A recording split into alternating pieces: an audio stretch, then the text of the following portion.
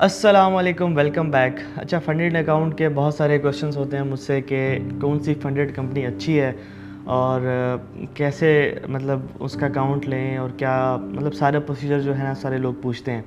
तो मैंने कहा एक डिटेल में वीडियो बनाऊं जिसके ऊपर मैं बताना चाहता हूं कि आप जो है ख़ुद से सिलेक्ट किया करें कि फ़ंडेड कंपनी कौन सी अच्छी है।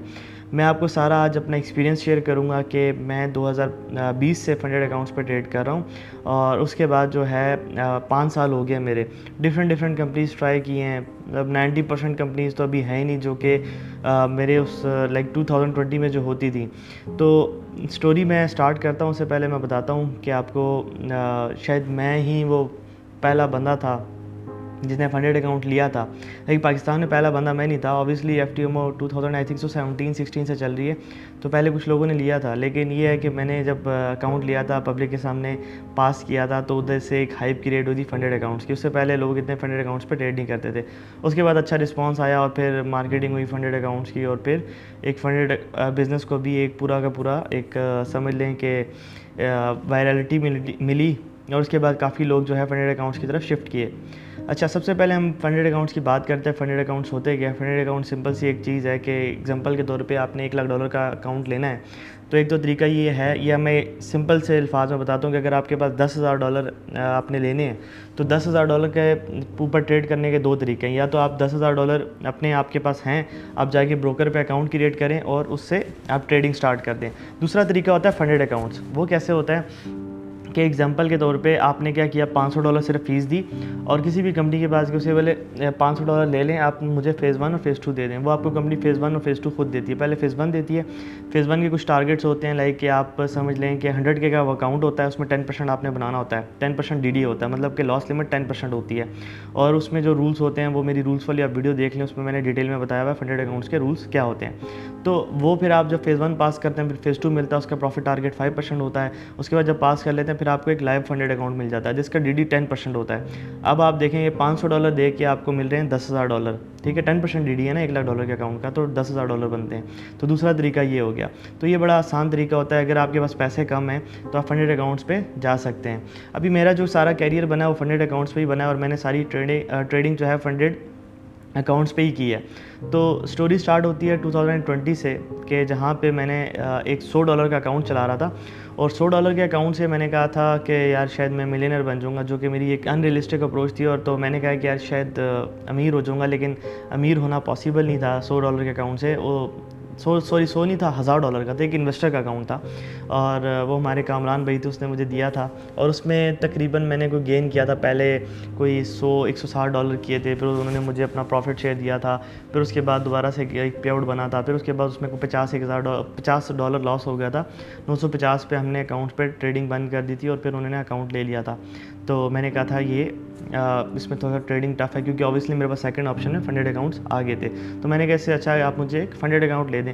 ऑब्वियसली उस टाइम मेरे पास पैसे नहीं होते थे और तो मैं भी इस तरह की डील्स कर लेता था कि यार मुझे कोई इन्वेस्टमेंट मिल जाए। तो पहला जो मेरा फ़ंडेड अकाउंट था वो भी मेरे अपने पैसों से नहीं था। ठीक है, वो अब्बास भी हमारे एक थे बड़े अच्छे दोस्त और पता नहीं आप कहाँ खो गए हैं, लेकिन उन्होंने मुझे पहला फ़ंडेड अकाउंट लेके दिया था माई फॉरेक्स फ़ंड का। ठीक है, माई फॉरेक्स फ़ंड उस टाइम पे बड़ी लाइक समझ लें कि बहुत बड़ी एक कंपनी थी और 2023 के आई थिंक सो अगस्त में वो बंद हुई थी। ठीक है, उसके ऊपर भी हम बात करते हैं। पहले हम बात करते हैं अकाउंट जब मैंने लिया था तो वो मैंने पास किया, फ़ेज़ 1 पास किया, फ़ेज़ 2 पास किया। लाइव अकाउंट में मैं पे आउट नहीं ले सका और वो अकाउंट उड़ गया। लाइक 1% डेली लॉस हो रहा था और वो 10 दिन में अकाउंट पूरा का पूरा वॉश हो गया। तो यहाँ से स्टोरी स्टार्ट हुई और फ़ंडेड कंपनीज़, उसके बाद मैंने बहुत सारी फ़ंडेड कंपनीज़ ट्राई की। उस टाइम पे एक फ़ंडिंग टैलेंट होती थी बड़ी, मतलब उसका नाम था एफटीएमओ थी। एफटीएमओ के थोड़े से रूल्स टफ होते थे, लाइक सब का जो प्रॉफिट टारगेट होता था 8% होता था, एफटीएमओ का तब भी 10% था। माई फॉरेक्स फंड का तो 12% डीडी था। मतलब वो एक पूरा गैप जो है वो उसको फिल कर रहे थे कि उन्होंने सबसे ज़्यादा डीडी दिया हुआ था।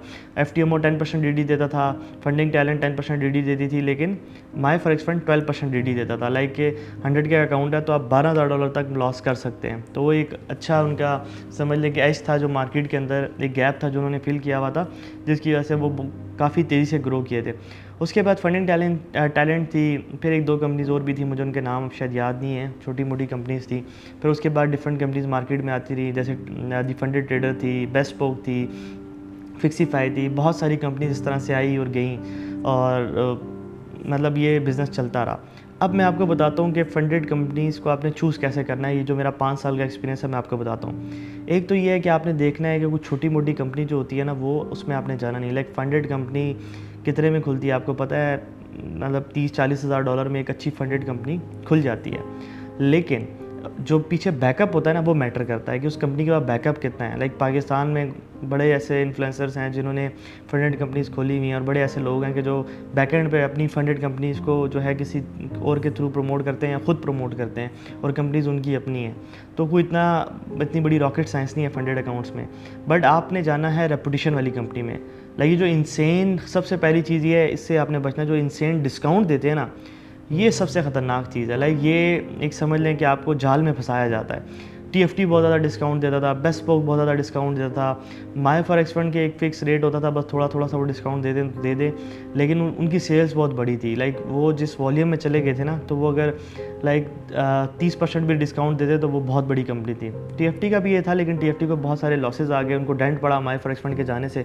माई फॉरेक्स फंड इसलिए गई थी कि उनके ऊपर कनाडा और यूएस की तरफ से रिस्ट्रिक्शंस आ गई थी। अब तो वैसे मुझे सही से केस भी नहीं याद उनके ऊपर केस क्या हुआ था। आई थिंक सो उनके पास वो जो ब्रोकर जो प्रोवाइड करे थे वो रजिस्टर्ड नहीं था, कुछ इस तरह का केस था, मुझे भूल गया। अब उसके ऊपर जाके रिसर्च कर लें, चैट जीपीटी में भी लिखेंगे कि माई फॉरेक्स फंड क्यों बैन हुई थी, तो वो भी आपको बता देगा। तो वो जाके आप खुद देख लीजिएगा। तो उसके बाद क्या हुआ कि और जो जितनी भी डिफरेंट कंपनीज थी वो खुद भागी हैं, मतलब बंद करके हमारा जो है टेम्परेरी ऑपरेशंस बंद कर रहे हैं वगैरह वगैरह, इस तरह की बातें करके चले गए। मतलब हमें छोड़ के वो भाग गए, मतलब हमारा पैसा लेके भाग गए।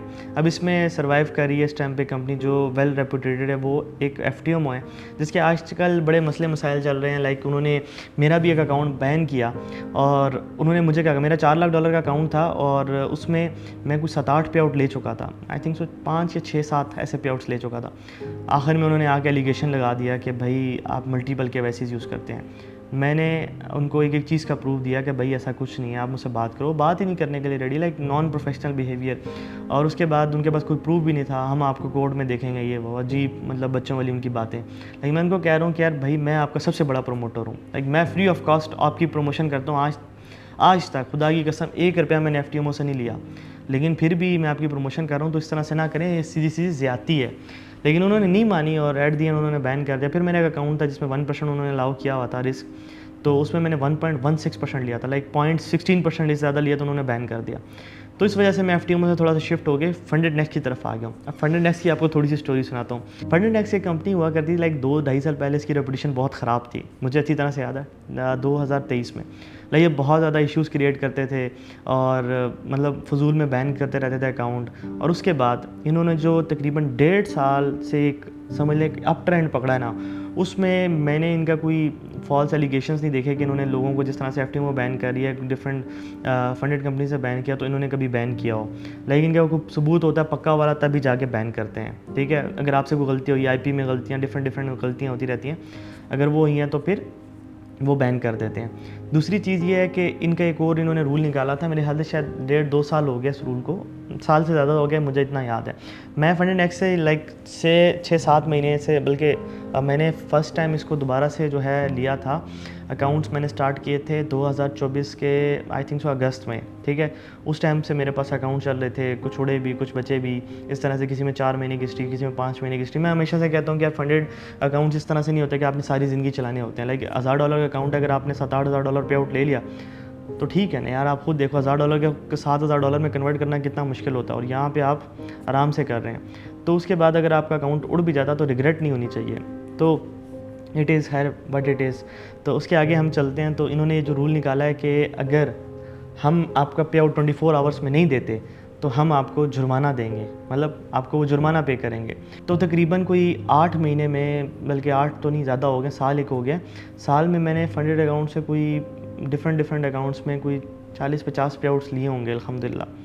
तो मैंने इनका कोई भी पे आउट जो है ना रिजेक्ट होते हुए नहीं देखा। लाइक हर पे आउट इन्होंने बड़ा स्मूथली दिया है, विद इन 24 आवर्स दिया है। वर्किंग डेज़ होते हैं, लाइक मंडे टू फ्राइडे, ठीक है। तो इन्होंने बड़ा इजीली पे आउट दिया, कोई रिस्ट्रिक्शंस नहीं डाली, कुछ भी नहीं किया, ना कोई अकाउंट बैन किया।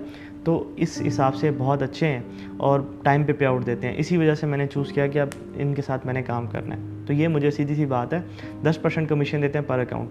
अब मैंने आपको सारा क्राइटेरिया बता दिया। अब जो मेरे लिंक से क्लिक करके अकाउंट लेना वो आपकी मर्ज़ी है, आपने लेना ले, नहीं लेना तो आप जाके डायरेक्टली उनकी वेबसाइट पे जाएँ और अकाउंट परचेज़ करें एंड दैट्स इट।